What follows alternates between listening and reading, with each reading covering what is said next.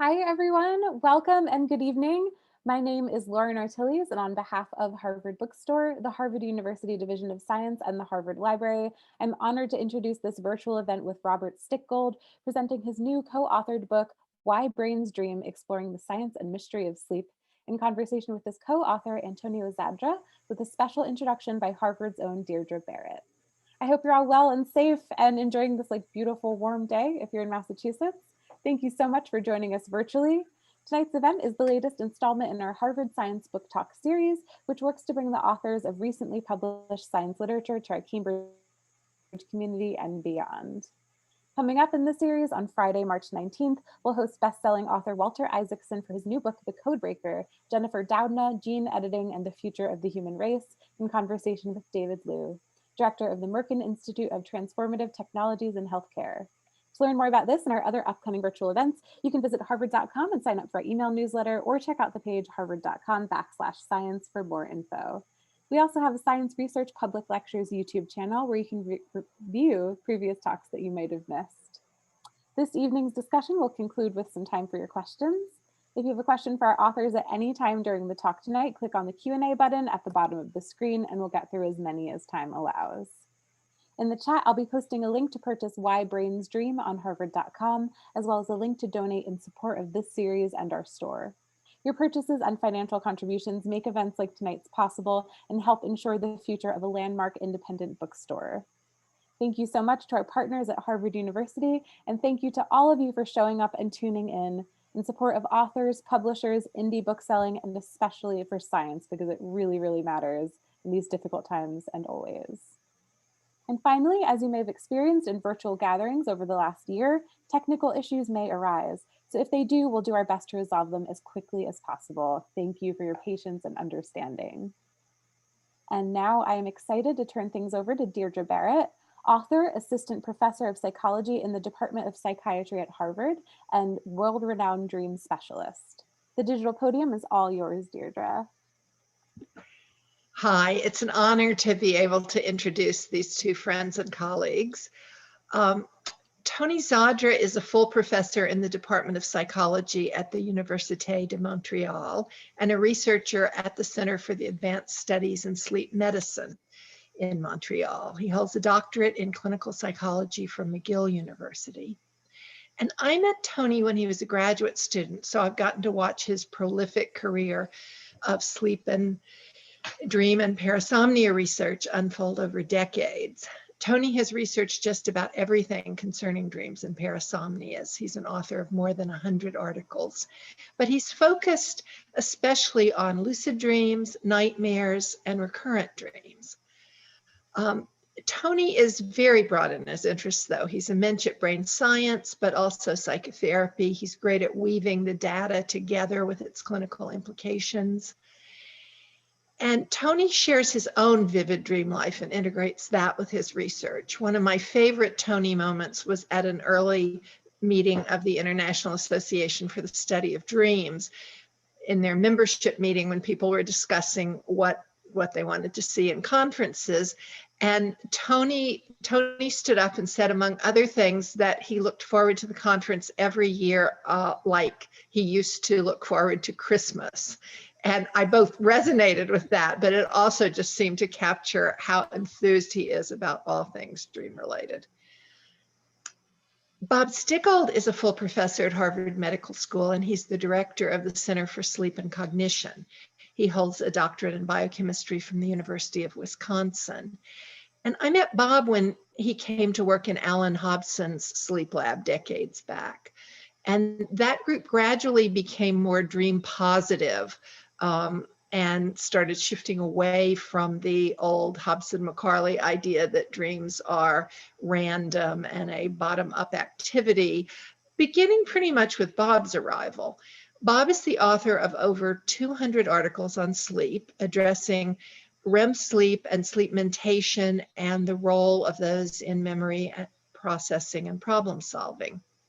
And before becoming a dream researcher, Bob wrote science fiction for about a decade. So if you want to see a very different side of Bob than you'll get today, check out the California Coven Project. I recommend it. But their Their book, When Brains Dream, Exploring the Science and Mystery of Sleep, which they're going to be discussing today, offers a broad overview of their own body of dream research, as well as major findings from other researchers. It then presents their novel model of dreaming, which they term NEXTUP, for Network Exploration to Understand Possibilities, which describes dreaming as a special form of memory processing and which posits a purpose of discovery and of strengthening of unexplored associations between previous formed memories. So it's my pleasure to introduce you to Antonio Zadra and Bob Stickgold. Well, thank you, Deirdre. You're gracious beyond what we deserve. And I would just mention that Tony also has a science fiction book published. It might go with being dream researchers. I hadn't thought about that before. I'd like to start this by reading a couple of pages from the book, which includes a dream report and an attempt to show how this connects with the NEXTUP model for dreaming. And I'll explain that since Tony and I actually wrote this book together, we refer to each other in the third person within the book. So here we go. In Bob's first faculty position at the University of Massachusetts Medical Center, he had the unpleasant task of helping teach the dog lab. This long since abandoned lab was the medical student's introduction to death, albeit in the guise of a laboratory study of cardiovascular function.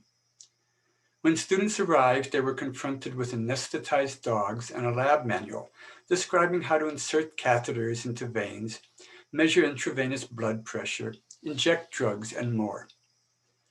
Near the end of the lab, they would cut through the skin and muscle of the chest, use a small buzz saw to saw through the rib cage, and apply drugs directly onto the pumping part. Bob was too squeamish and couldn't bear watching the students cut through the ribs. He always left this for his colleagues to supervise. But that first night that he taught it, he had a dream. I was in the dog lab again, and we had just cut open the dog's chest. As I looked down, I suddenly realized that it wasn't a dog. It was my 5-year-old daughter, Jessie.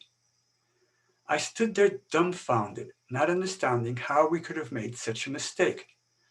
And as I watched, the edges of the incision drew back together and healed without a hint of a scar. Waking from the dream, Bob told his wife about it, and she suggested that the dog lab had clearly aroused his fears of mortality. And where were those fears greatest? For Jessie, of course. But Bob disagreed. That's not what it felt like to him. To him, the dream seemed to ask the question, if it's okay to do this to a dog, why isn't it okay to do this to Jessie? Of course, both explanations are reasonable, but we now understand that neither was the meaning of the dream. This is a classic example of what dreams like to do. At the time, Bob's brain took an emotional event from his day, replayed it in an entirely improbable and bizarre rescripting. Obviously, this dream wasn't designed to improve his ability to perform the surgery. Instead, while his brain dreamed, it searched through his memory networks for weak and potentially useful associations. The dog and Jessie were both small and helpless. He felt responsible for them both. He didn't want either of them to die. He loved them both, or all of the above. Finding multiple links to Jessie, his brain built her into the dream. But why? Not to answer a question and not to solve a problem, rather to do just what NEXTUP evolved to do. The brain asked, what if? Watched Bob, the dream character's emotional and cognitive response, and observed the impact of this response on the dream narrative. The intensity of that response and the way in which it influenced the rest of the dream told the brain what it needed to know. This association, Jessie and the dog lab, was a valuable one. something that was uncovered, maybe about the fragility or sacredness of life that was important, something worth marking and strengthening and keeping available for the future. Once those connections were strengthened, the brain's job was done. Whether Bob remembered the dream when he woke up or not didn't really matter. So the NEXTUP model basically suggests that what the brain is doing is searching our networks of old memories, looking for those often weakly related to an ongoing concern, and testing to see whether, in fact, those are useful associations to strengthen. I'll turn it to Tony. Thank you, Bob. And that is one of the most compelling dreams. And in the book, you return to that dream because in some ways it is, I don't know about using this word, but for some people would interpret it as being prophetic in terms of later developments. Do you mind sharing with us what happened later on that made you think back on this dream and how in some ways the dog lab dream got related many decades later to a real life event? Yes. So more than a decade after this dream, my son Adam was born, and he was born with a heart defect, so that at the age of 4 months, he had open heart surgery where they cut through his rib cage, opened it up, went into his heart, sewed shut a hole between the ventricles, between the two ventricles, widened one of the valves, and then came out and sewed it back up. And he healed basically with hardly any scar at all. And I suddenly realized that was the dog dream. My child having his chest cut open. And when I realized that, there was almost this compulsion to say, oh my God, my dream back then when Jessie, my daughter, was 5, had somehow seen into the future, seen what was going to happen, and came back to tell me. But in fact, no, I'm absolutely convinced that's not what happened. This is one of those coincidences that we all have frequently in our lives that feel so compellingly causal, but in fact aren't. And it's especially true about dream coincidences, because one of the tricks that the brain plays while we're dreaming, especially in REM sleep, is that it biases its own analysis mechanisms towards defining and accepting relationships as important. Remember, the brain is searching for weak associations that it would normally not find during the day, and that if it did find during the day, it would reject as sort of ridiculous. And so the brain's trying to say, no, we're going to pay attention to those, and we're going to mark those, and we're going to strengthen them, even though they might be a little bit on the fringe.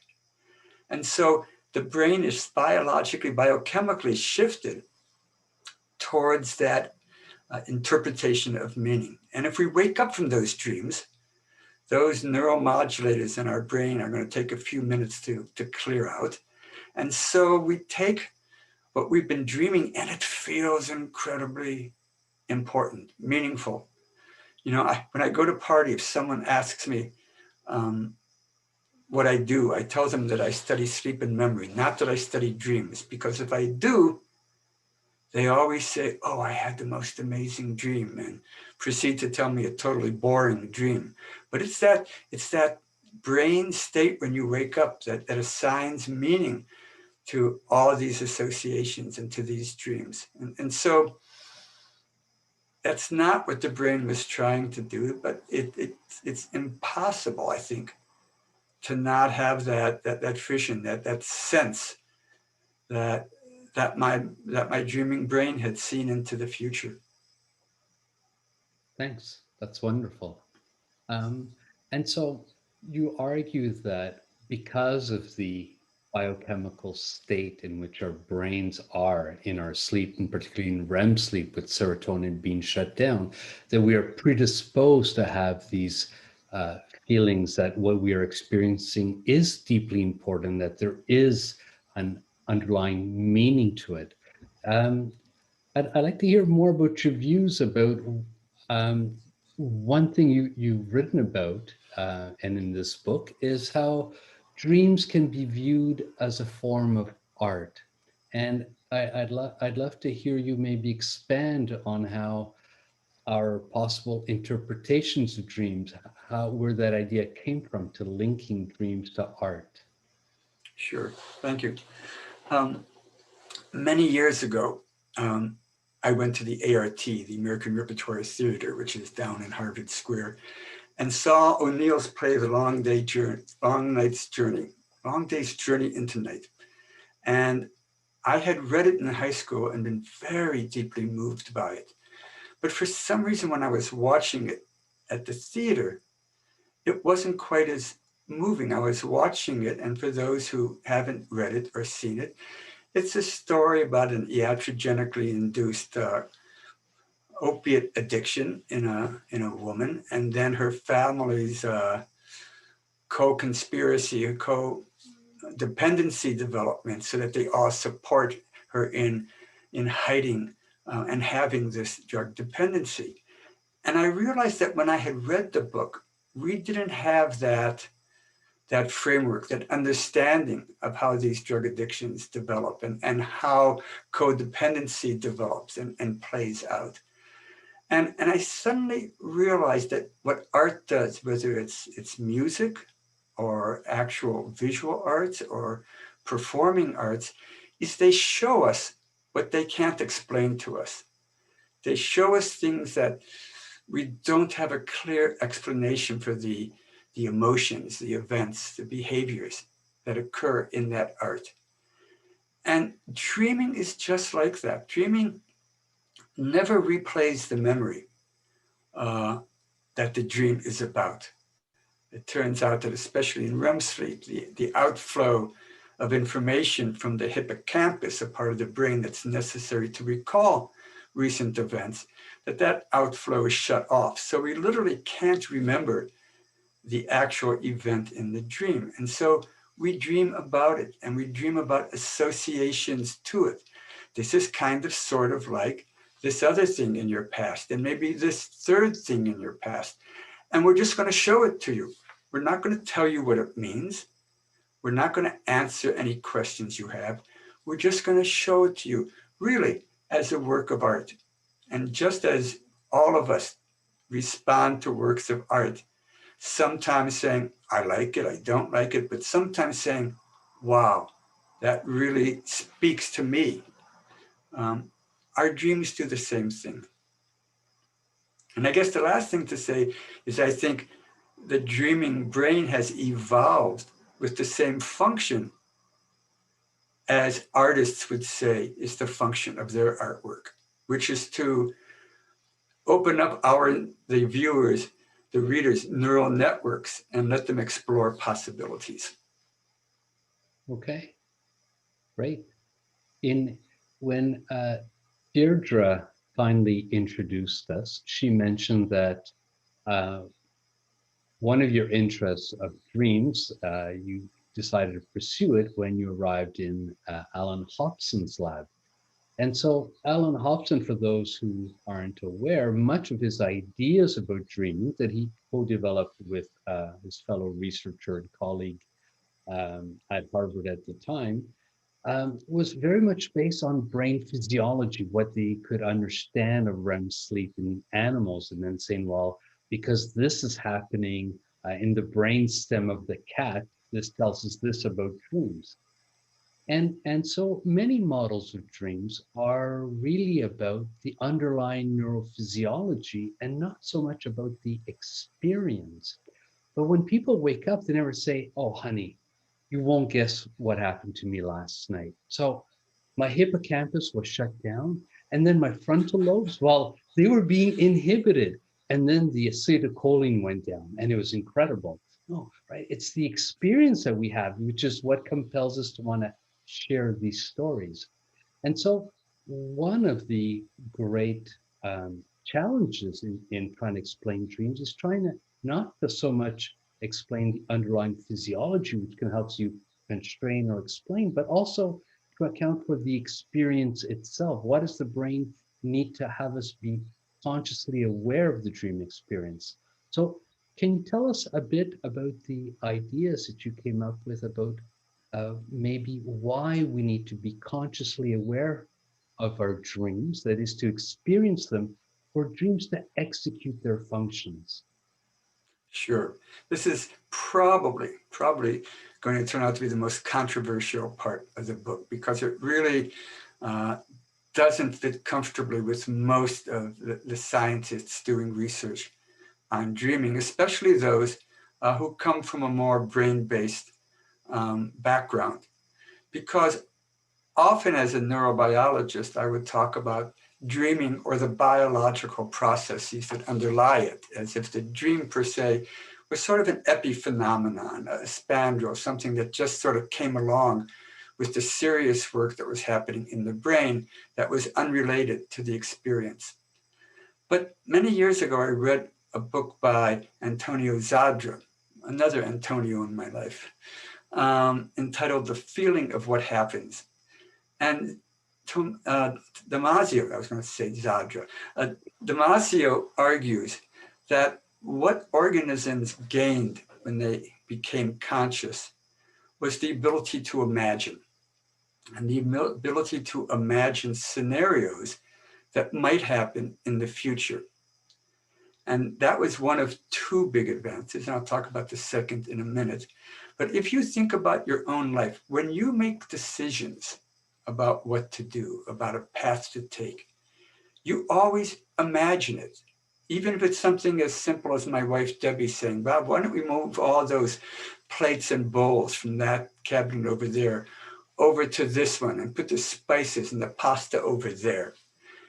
And my reaction is that I sort of imagine it. I imagine what a pain in the butt it's going to be to have to take everything out and move it around. But then I think about having breakfast and grabbing a bowl that's now next to the cereal, or cooking dinner and having the spices right there next to the stove.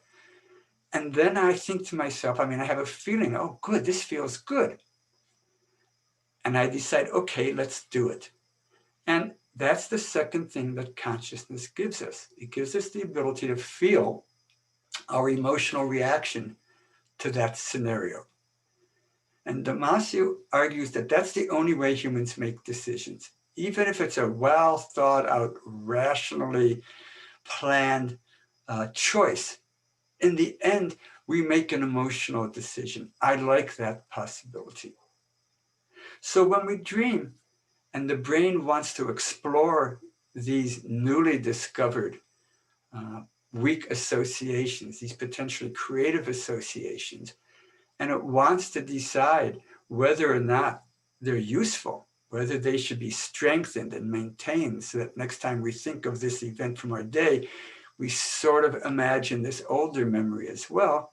Well, the only way the brain has to do it is to imagine a scenario, a story, and then watch our reactions to it. So in fact, the only way the sleeping brain can make these sorts of complex decisions about future plans is in fact to imagine them within our consciousness and then react emotionally to them. So we have to dream it. We can't just run some algorithm in the background, outside of consciousness, outside of awareness. Our brain can't analyze the data that way. Okay. And in the book, When Brains Dream, there's a survey of different previous models about people have proposed about why we dream. And one thing that struck us both as people always say, here's the function of dreams, as if dreams are this uniform phenomena.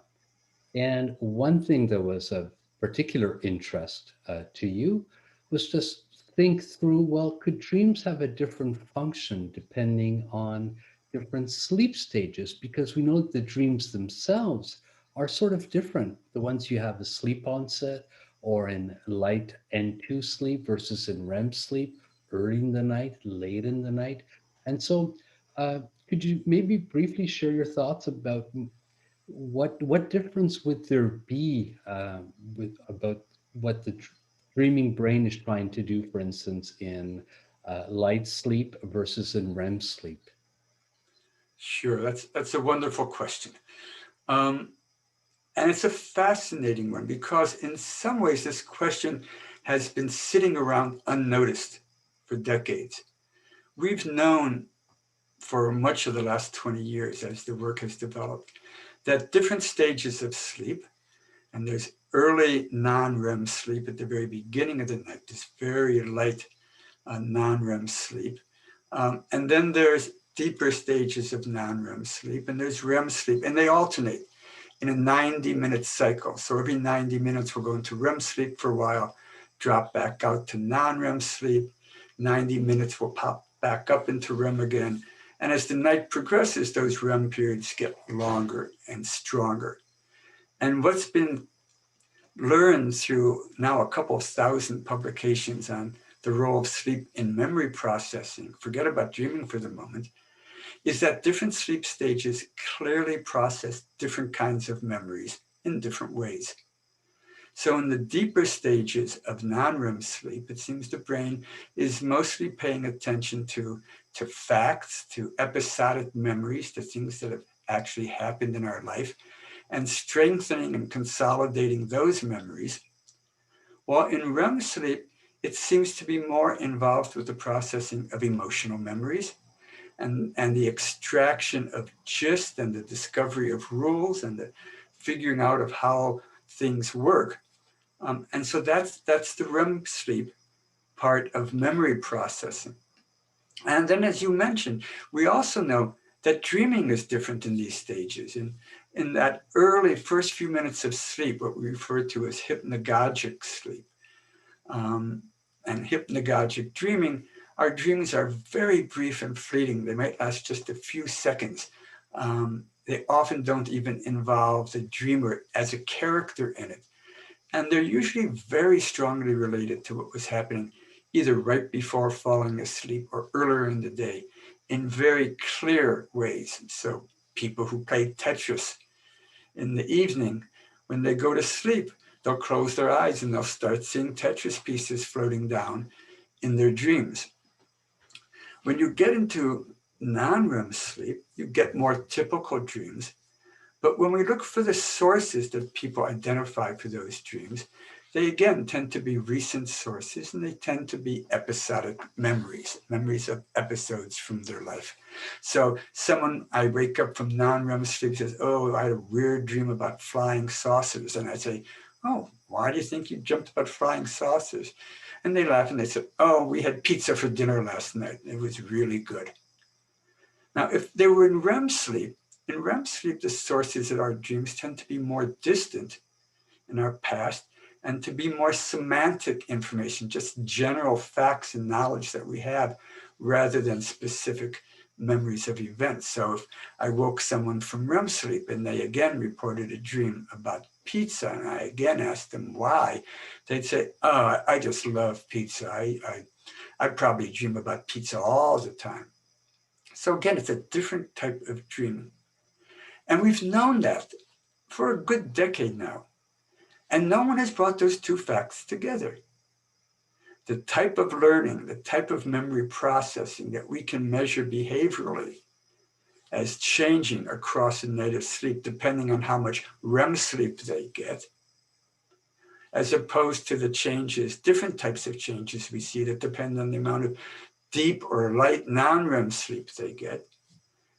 Those sort of correlate with the kinds of dreaming people are having. So in the book, we end up proposing that those early hypnagogic dreams really involve the brain identifying events from your day that are still unfinished, unprocessed, that they should be tagged, marked for later processing in the night. And just parenthetically, if you think about, for those of you who don't fall asleep as soon as your head hit the pillow, but instead lie in bed ruminating for a while, what do you think about? You think about things in the day that didn't go well, things that you didn't get finished, things that you didn't understand, things that you're going to have to do tomorrow, things that you forgot to do today. It's as if the brain is lining up. That still needs more work before you get to tomorrow morning. And it tags those memories for later processing. And then as you start getting into non-REM sleep, the brain starts searching through our associative networks. It takes one of those tagged memories from the day, the conversation you had with a friend where they said, it's hard to imagine that you would actually believe that, and then just went on with the conversation without explaining what they meant. And you're left saying, what did they mean by that? Where your brain starts looking for associations that might be helpful for understanding what happened during the day. And during these non-REM periods of sleep, it's going to be looking at relatively recent and relatively factual memories of actual events to tie in, to start the processing of that event from your day. And then when you get into REM sleep, when the brain now starts to look more expansively through your memories, and we know from actual studies where we wake people up from non-REM or REM and quickly run them through cognitive tests, that your brain is really, truly hyperassociative when you're in REM sleep. And that's when your brain looks further. It becomes sort of a venture capitalist, looking for these wild possibilities that might have a really high payoff. That's when the most creative, the most emotional dreaming takes place. And it's serving that function of looking for potentially even more valuable associations. So you would agree with the statement that the brain itself never really sleeps? Yes. In fact, we are now pretty clear that on average across a whole night, if you wake people up from all these different sleep stages, probably at least 2/3 of the time they can remember a dream that they were having, that they will report having just before they woke up. So we're probably dreaming at least 2/3 of the night. And frankly, I wouldn't be surprised if we were dreaming all night long. The mere fact that we're blessed with amnesia in the morning for most of those dreaming doesn't mean that the brain isn't working at least as hard at night as it is during the day. Okay, excellent. I will maybe start relaying or intermingling some of the questions that are being asked. So I also want to make sure that we have time to go through some of the questions. And so No, wait first. I want to ask you a question because you are the co-author of the book. Tell me about nightmares, which I know you've actually done laboratory and clinical research on, and answer the question for me. Are nightmares just screwed up dreams, or are they really, really important ones? I think they can be both. So there are many kinds of nightmares. There are nightmares related to trauma or to stressors. Then there are nightmares that can be caused by medications. Then there are people who are lifelong nightmare sufferers for reasons that remain obscure.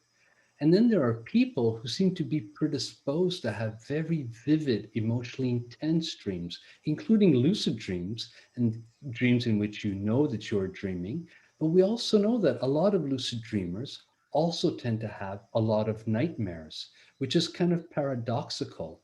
And what both of these dreams have in kinds of dreams have in common are they are exceptionally vivid and emotionally intense. One tends to be quite positive and enjoyable, and the other one not. So I think they certainly can be important. We do know that they can be related to well-being. There's a growing body of evidence linking nightmare frequency to suicidal ideation.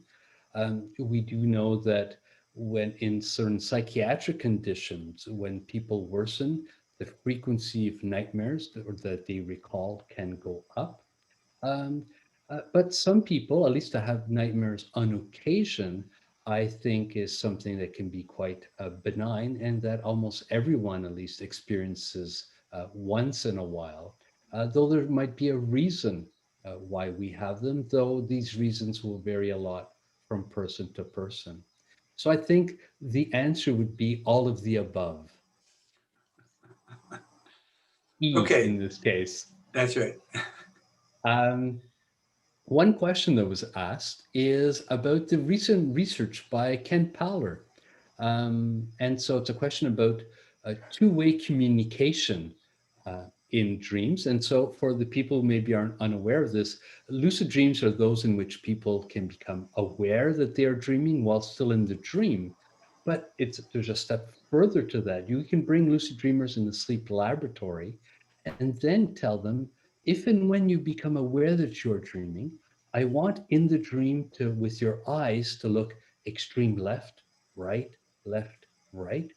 And we now know that these eye movements that the lucid dreamers are performing in their dream can be picked up by electrodes measuring their eye movements in their real bodies under the closed eyelids in the sleep lab.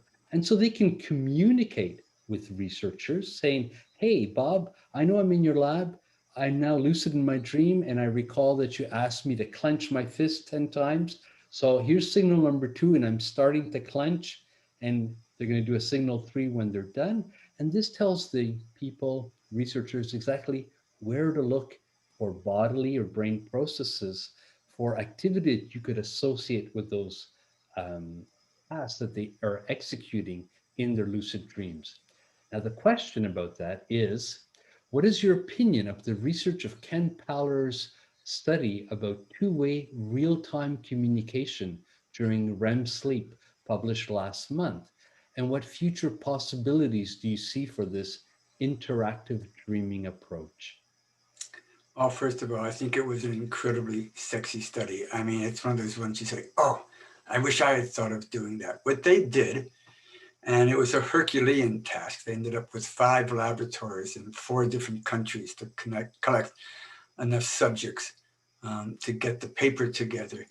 But what they did is they went one step further. They said, okay, when you become lucid in your dream, signal out left, right, left, right, left, right to let us know that you are in lucid dreaming. And then we're going to ask you a question, and we want you to signal out an answer. So a participant would become lucid, and they would ask them, just speak to them as they're lying there asleep. They'd ask, how much is 7 minus 5? And the participant would go right, left, right, left. How much is 3 plus 1?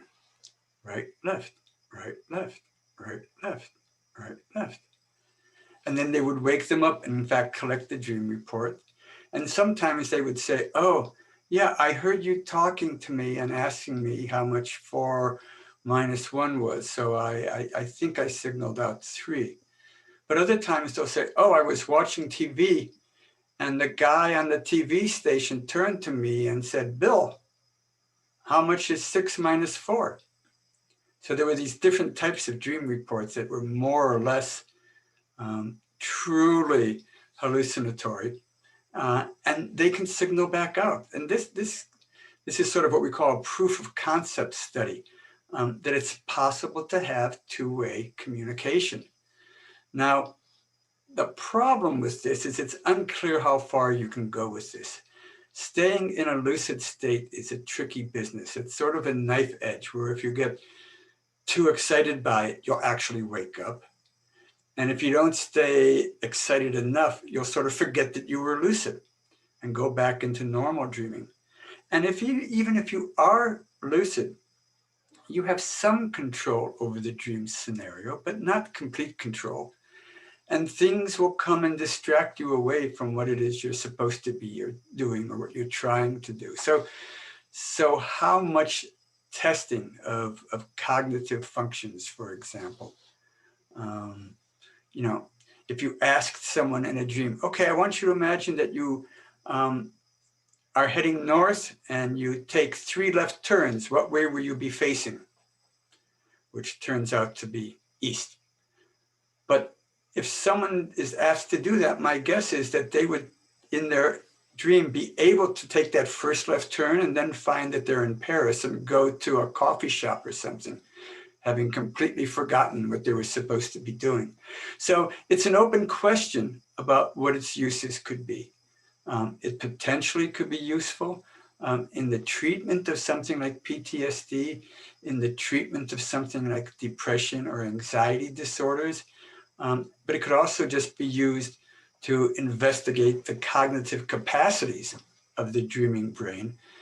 But it's a totally open question of whether we can get any of those to actually work. I hope we do. Very good, thank you. You mentioned PTSD, depression. There's another question here that relates to that, about which an answer could fill in and of itself an entire book. But the question is this: can you talk about the relationship between dreams, sleep, and mental health? Forever and ever, yeah. I have actually published a couple of papers in which I've argued that PTSD is a sleep disorder, that it's caused by a failure of the sleeping brain to do the types of memory processing that it normally does. So normally, your brain will take an event from a day and it will do many things with it. If it's an emotional memory, it will tend to hold on to the emotional core of the memory, but let the irrelevant side details be forgotten. It'll tend to integrate it into networks of related memories. It will tend to decrease the strength of the emotional reaction that you have when you remember it in waking subsequently. And all of these are part of the normal processes that we go through as individuals when we recover from traumas, whether they're little ones like being turned down for a date or big ones like being left by a spouse. And it works really well. In PTSD, it doesn't. In PTSD, it seems like these brain mechanisms of coming to understand the meaning of events in our day fail. And probably one of the best indicators of this is the fact, well, I mentioned earlier on when we were talking about dreaming as art, that we never actually dream what happened. We don't replay our memories from the day in our dream. We dream about what happened. The exception to this is in people with PTSD, who have what are called classic PTSD dreams, in which the person, in fact, relive the traumatic event that led to the PTSD.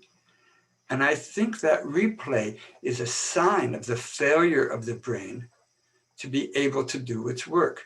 It's unable to go out and find strongly or weakly related memories that might help the person understand the traumatic event in a larger context and eventually come to peace with it. So I think the failure of those non-conscious forms of sleep-dependent processing, as well as of the kinds that occur during dreaming, are the reason that some people, after suffering trauma, fail to progress to recovery, to get past it, to be able to put it in their past. So that's PTSD. I don't think we know a lot about depression. There have been studies by Roz Cartwright in Chicago that show that women who are recently divorced, who then go on to have REM dreams about their husband, in which the woman, has the controlling power in the relationship, that those people are much less likely to show signs of clinical depression 6 months later than other women who have similar dreams, but where the ex-husband is the one who's in control. And we also know there's this strange thing that normally the first REM period is 90 minutes into the night, maybe lasts 2 or 3 minutes. And then as the night goes on, they get longer and stronger. But for people with clinical depression, they tend to have their first REM period much earlier, and it tends to be much longer and stronger. So the brain's reaction to being depressed is to move this REM processing forward in the night. And then there's this very curious phenomenon that if you deprive people who have medication-resistant depression, if you deprive them of REM sleep, if you just wake them up every time they start to go into REM, the next day they have an amazing remission from their depression. And as long as you can continue to REM deprive them, they seem to stay in remission. So there is this bi-directional relationship between dreaming and depression that I don't think we have a good handle on. Its role in anxiety is probably similar. The amount of anxiety that we experience and process in our dreams is frankly more than I'd like to do. Thank you. What makes an association valuable by brain standards? So what we think the brain is monitoring is the emotional response within the dream to the events involving that association. So although we don't tend to hang out with these, a huge fraction of our dreams are in fact as boring as they seem to other people. Not the dog dream, but the dream where, you know, you're in a boat out on the lake fishing and you look over your shoulder and there's a big storm cloud and you have to rush back to shore. You know, it's kind of a ho-hum dream. The brain is taking that emotional response that you do or don't have as sort of an audience gauge, right? Of how valuable that association is. An association that doesn't engender an emotional response within the dream isn't adding value. But whether it's positive emotional responses or negative ones, I think anytime the brain sees you, the dreamer, in the dream responding with strong emotions, it concludes that there's something important and hence valuable about this association. And again, when I say important and valuable, I mean that the brain is predicting that as you go forward in your life, there will be events that occur where having this association available will actually be useful in resolving future problems. Okay, excellent. Are dreams in any way interpretable? Well, of course they are. Everything is interpretable. I went outside here in Cambridge this afternoon and it was 70 degrees out. The world loves me, Tony. It was obvious. Why else would it be so warm out there? It's not a question of are they interpretable? It's a question of what we think our interpretation tells us. So if we go back to the issue of literature, some people read Gone with the Wind and they think it's this incredible emotional love story. Some people read it and say it's a justification of slavery. It's a glorification of slavery. And others read it and say, oh, well, it seems to think the idea that spousal rape is a real cruel thing to do. It's a disgusting book. Now you can clearly and honestly and reasonably come up with any of these interpretations. And you can argue with one another on which is the correct interpretation. But I think the problem is that none of them are. I think what you need to do if you, the dreamer, want to know what your dreams mean, is you have to sit with it and see how it makes you feel. You have to think about what it brings up in your mind. I mean, it was like the dream of the dog lab. For me, the resonance was with, if it's okay to do this with a dog, why isn't it okay to do it to my daughter? But my brain didn't pick one interpretation and use that to build the dream. this sort of brilliance of evolution in creating the dreaming brain is that it just puts the story out there and lets you run with it. And again, 95% of your dreams you never remember, but that association becomes strengthened in your mind. And the strengthening of the association, I would argue, is the interpretation. The interpretation is these two things are usefully connected. I would never marry someone or divorce them because of a dream. Very good. And so it'd be fair to conclude that much like literature you mentioned, but all of artwork, dreams are open to multiple interpretations, and that the view that there is a singular correct interpretation is what gets a lot of people in trouble in some respects, because they're looking for that, what does it mean? Whereas it potentially means many different things. And it's interesting that the dreaming brain is, again, like an artist. If you ask an artist, a painter or a writer or a songwriter, gee, Ringo, what does that song mean? He's going to blow you off. If you ask an author, what was the meaning of this character in this book?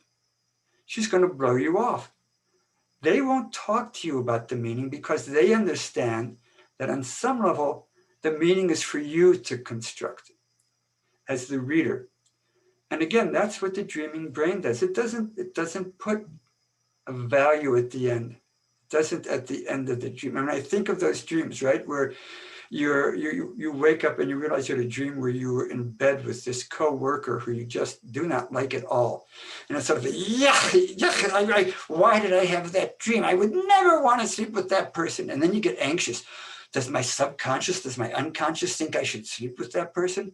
No. Your brain said, oh, here's a coworker. There's some things about them that seems connected to you. Let's put you in a dream and see what happens. It's got no opinion on the outcome. It doesn't make a value judgment. It doesn't make an interpretation. You're free to do it. And I dare you to read a book and not come to some interpretation of its meaning. And that's all well and good. I think the most important thing to realize is no one else can tell you what a book means. You had that done to you in high school and you hated it. No one else can tell you what your dream means. And it's what it means to you at that moment. Yeah, I would maybe add that other people can certainly help you construct a meaning that might resonate with you. But yes, to take the dream and say, hey, I'm the dream expert, here's what it means, that's where, like I said earlier, people can get into trouble. I also just maybe want to clarify that we do know from many clinical studies that working with dreams in therapy is really useful. It can bring different forms of insights. It can reveal things about clinical progress or stasis in how people are responding or not to therapy. It opens doors. And so there's a good body of evidence suggesting that working with dreams can certainly be useful, and even doing so on an individual basis. And incidentally, there's several sections of the book that goes into these details about how to use dreams or how to approach them for personal use or clinically. And so it's not because the dreams don't have a singular meaning that they're not useful, just like literature and works of art. Another question here is, does forgetting dreams serve a function? Probably. I mean, there's two halves to that question. One is you wake up, Debbie, my wife, she hates to do this. She wakes up from a dream. She rolls over and says, Bob, oh, damn it. I had this dream and I can't remember it now. So there's this forgetting of dreams after you wake up, either immediately or over the next few hours. And then there's the fact that 95% of our dreams we never remember in the waking state. I think that piece is really important. I sort of look through phylogeny. It's hard enough for humans to keep clear what was a dream and what wasn't when the dreams come too close to being realistic. In fact, people with narcolepsy, a sleep disorder, people with narcolepsy, most of them report that on a weekly basis, they will have a dream that afterwards they're not sure whether it was a dream or it actually happened, and will have to sort of do some fact checking, looking on at the news or talking to a friend to find out whether in fact it had happened.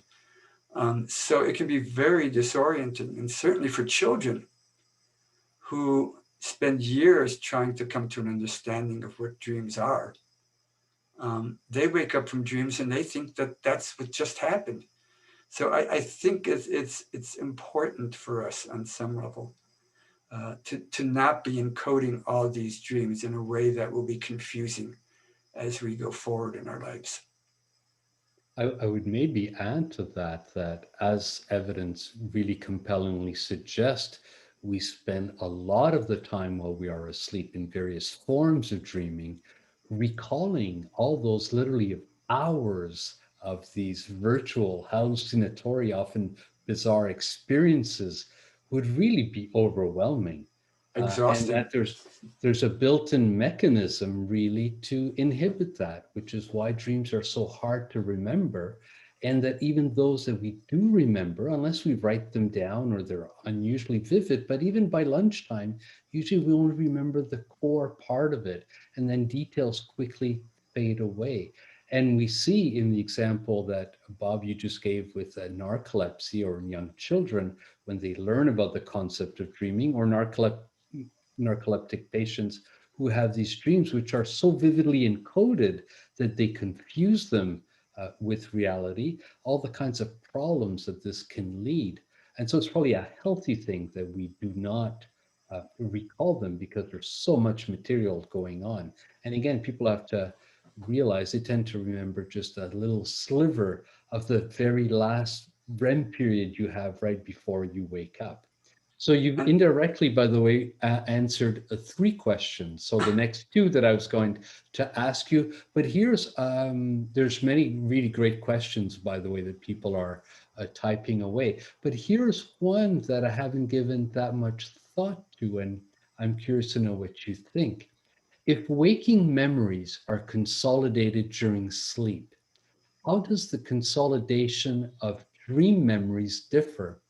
How does the brain keep wake and dream experiences compartmentalized?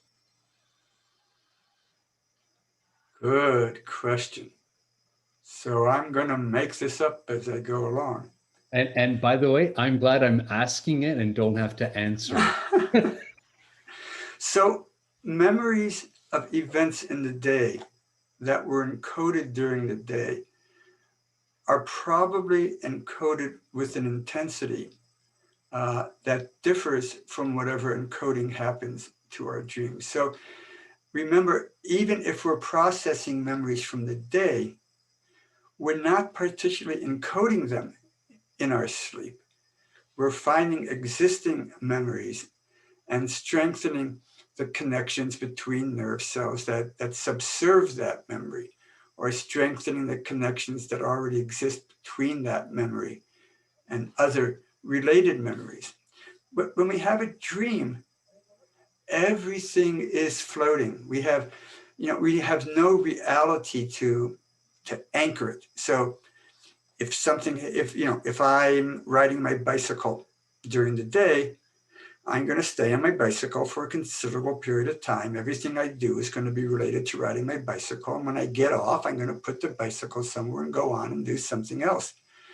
In a dream, I might be on my bicycle, but in fact, when I remember the dream afterwards, there was no bicycle. I was just bicycling. That's what I knew I was doing, but I never saw the bicycle.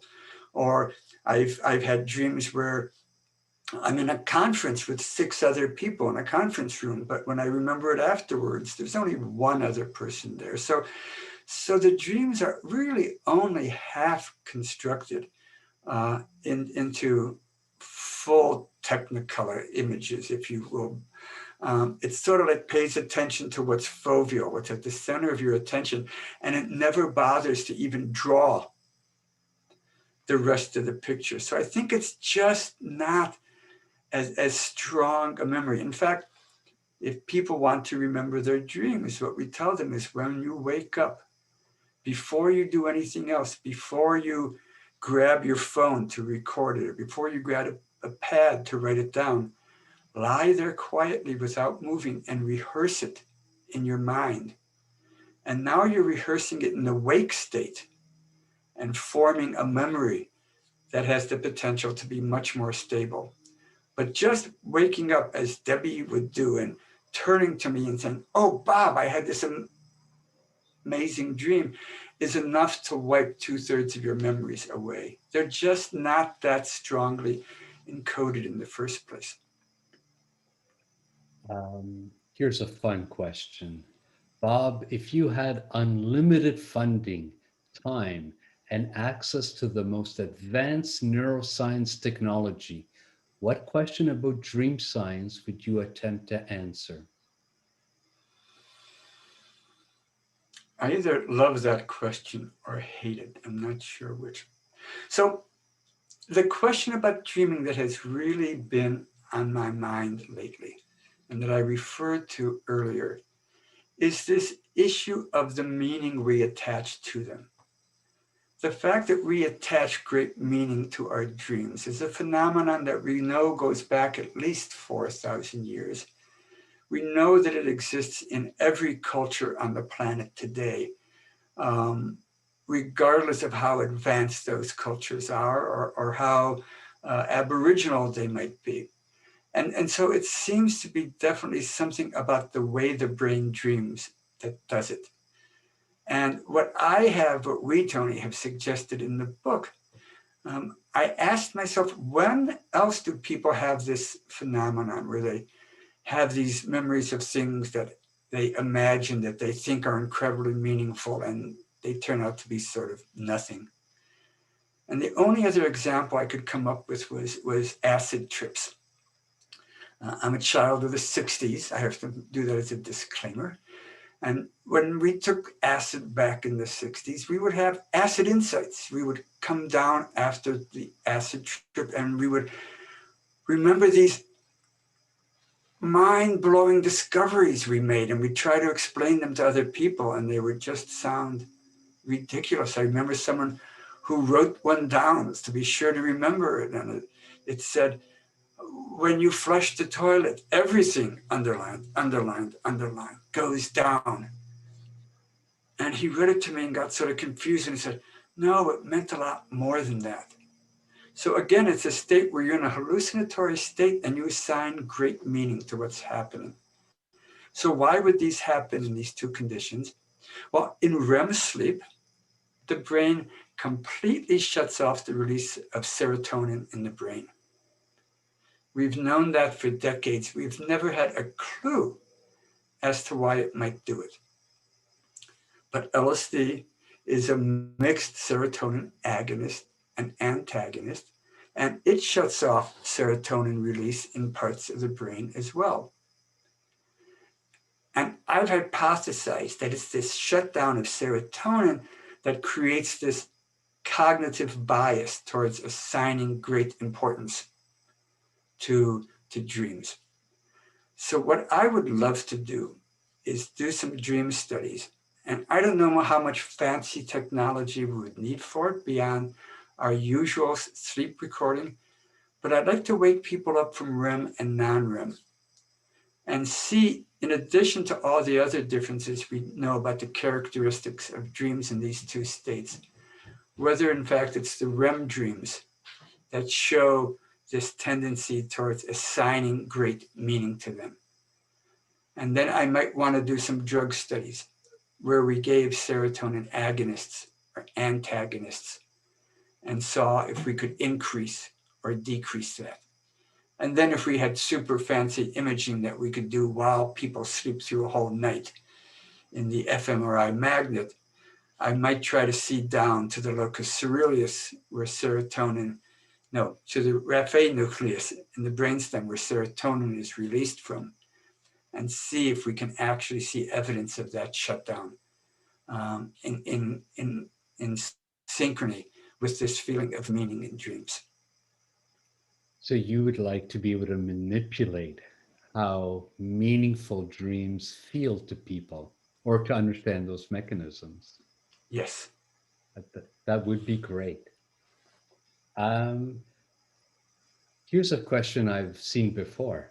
Does déjà vu come from dreams or memories that one has?